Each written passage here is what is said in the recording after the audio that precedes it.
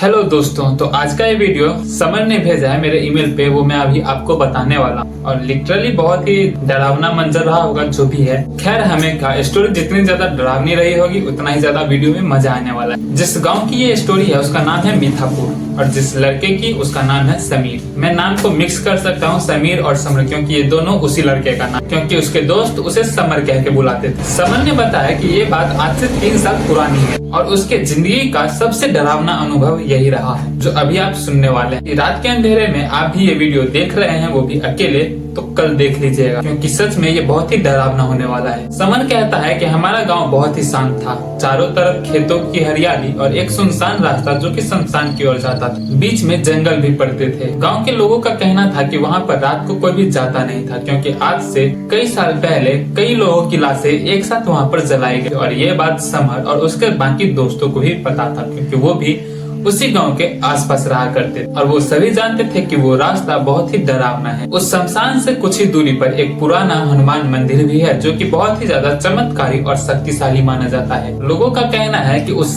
शमशान का साया जो सभी लोग देखा करते हैं, वो साया गांव के अंदर सिर्फ इसलिए नहीं आता है क्योंकि गांव के बाहर हनुमान मंदिर है और उसी मंदिर के वजह से वो साया गांव की तरफ नहीं आ पाता। एक दिन किसी काम के वजह से समर को अपने 3 दोस्तों के साथ गांव से बाहर शहर की ओर जाना। किसी बहुत ही इमरजेंसी काम के कारण वे रात में 11:30 बजे निकलते हैं। शहर जाने के लिए एक मेन रोड वाला रास्ता पकड़ने वाले थे, लेकिन जो मेन रोड था वहाँ एक्सीडेंट के कारण किसी को भी आगे नहीं जाया जा रहा। मेन रोड पूरा ब्लॉक था, तो सभी ने सोचा कि क्यों ना उसी गाँव वाले पुराने जंगल वाले रोड से शमशान घाट होते हुए वहाँ से गुजरकर शहर का रास्ता जाया जाए, और ये रास्ता छोटा भी पड़ता है। वे सभी चारों दोस्त हिचकिचाए भी कि वहाँ से जाना ठीक रहेगा भी या नहीं, क्योंकि बहुत दिन हो गए थे कि कोई ऐसा गलत बात आ नहीं रहा था कहीं से। तो सोचा सब कुछ नॉर्मल हो गया होगा, तो सभी ने सोचा कि ठीक है उसी रास्ते से जाया जाए। सबके मन में डर तो था, लेकिन वो रास्ता जाना ज्यादा जरूरी था शहर के उस काम को लेकर। सभी दोस्त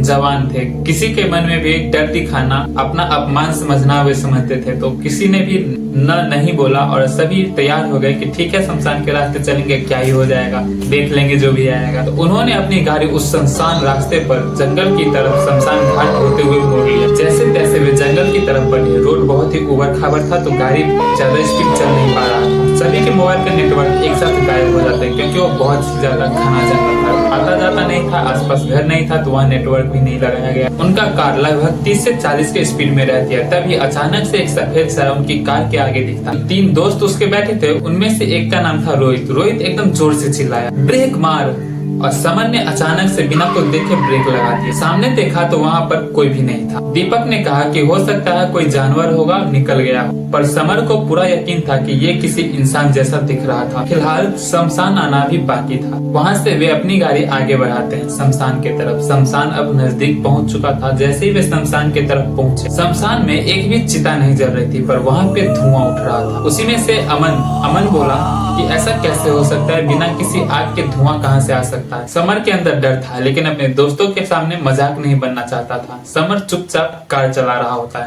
अचानक कार रुकने लगी और रुकते रुकते पूरी तरह बंद हो गई। समर बार बार कार को ऑफ करता और ऑन करने की बार बार कोशिश करता, लेकिन कार एक बार भी चालू ही नहीं हो रहा था। तभी कार के शीशे पर किसी की ठोकने की आवाज ऐसे बहुत तेजी से ठक ठक ठक ठक तेजी से ठोक रहा था शीशे को। सभी डर गए थे। थोड़ी देर के लिए वो धक धक की आवाज बंद हो गया, लेकिन तभी थोड़ी देर बाद ही कार स्टार्ट हो नहीं रही थी। कार वहीं लगी हुई थी।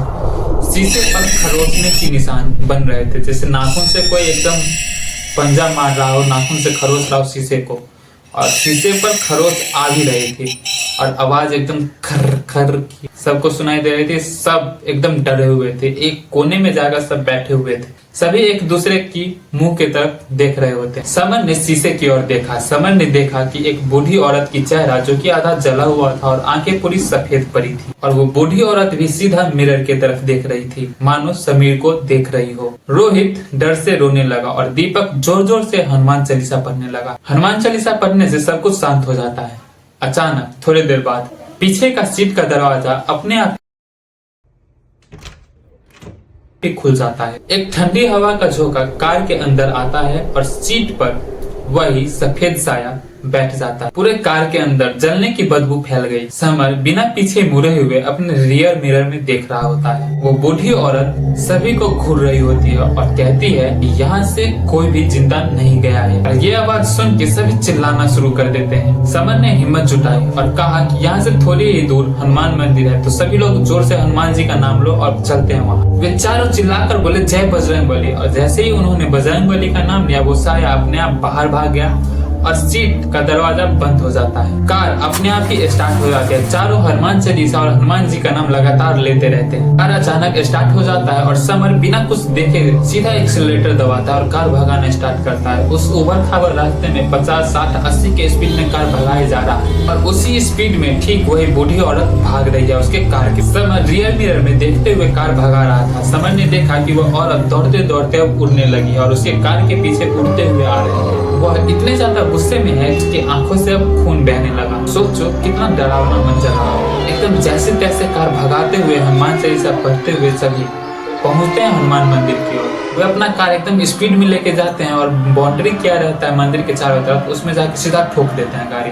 कार अचानक से रुक जाती है। सभी चारों निकलते हैं कार से और दौड़ते दौड़ते एकदम स्पीड में मंदिर की सीढ़ियों पर चढ़ जाते हैं। मंदिर की घंटियां अपने आप बज रही होती है। मंदिर के अंदर दीप जल रहा होता है और ये समय हो रहा होता है लगभग 12, 12:30 बजे के आसपास के, क्योंकि वो लोग 11:30 बजे निकले ही थे घर से। इतनी रात में आसपास कोई होता नहीं है। मंदिर का पुजारी भी जा चुका था, बस एक दीपक वहाँ पे जल रहा होता है। समर और उसके तीनों दोस्त मूर्ति के सामने बैठ जाते हैं और रोने लगते हैं और हनुमान चालीसा का जाप करते रहते हैं कि हमें बचा लो हनुमान। वे चारों दोस्त मंदिर के अंदर थे और वो साया अभी भी उस मंदिर के बाउंड्री के बाहर उस सभी का इंतजार कर रही होती है और बहुत ही गुस्से में आंखों से खून बह रहा होता है और एकदम चेहरा अजीब सा हो रहा होता है, जैसे कब वो बाहर आए उसे खत्म कर दे। वो साया मंदिर के अंदर आने की कोशिश करती है, पर जैसे ही अपना कदम मंदिर के सीढ़ी पे रखती है उसका पैर जलने लगता है। वो जोर से चिल्लाने लगती है, ऐसे जैसे पूरा जंगल चीख उठा हो। उन चारों में डर अभी भी था कि कहीं ये साया मंदिर के अंदर भी न आ जाए, पर ऐसा नहीं होता है। चीख चिल्लाकर वो साया वहीं से धुएं में गायब होकर वहां से चली जाती है। वे चारों इतने ज्यादा डर चुके थे और इतने ज्यादा थक चुके थे कि मानो